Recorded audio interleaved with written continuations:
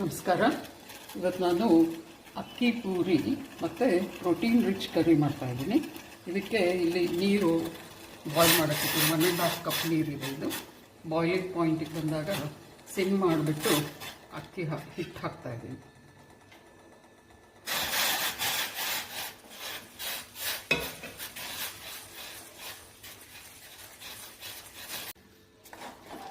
ಇದು 1 ಕಪ್ ಹಿಟ್ಟಿಗೆ 1.5 ಕಪ್ ನೀರು ಹಾಕಿಬಿಟ್ಟು ಅದು ಹಿಟ್ಟು ಕಲಿಸ್ಕೊಂಡು ಇಟ್ಕೊಳ್ತೀನಿ.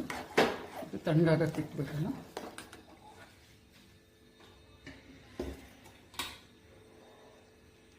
ಇನ್ನೊಂದು ಕಡೆ ಕುಕ್ಕರಲ್ಲಿ ಕಡಲೆಬೇಳೆ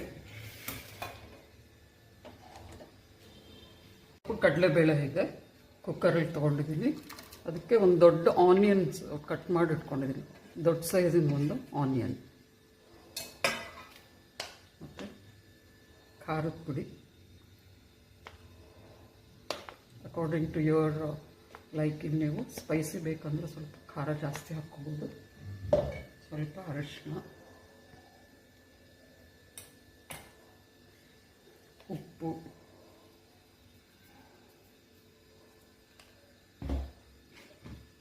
ಎಣ್ಣೆ.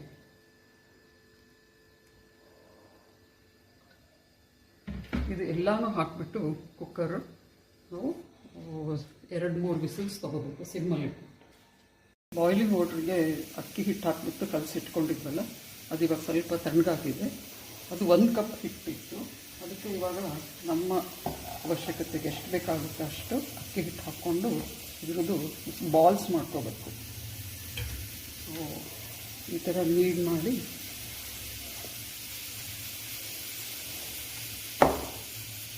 ಬಾಲ್ಸ್ ಮಾಡ್ಕೋಬೇಕು.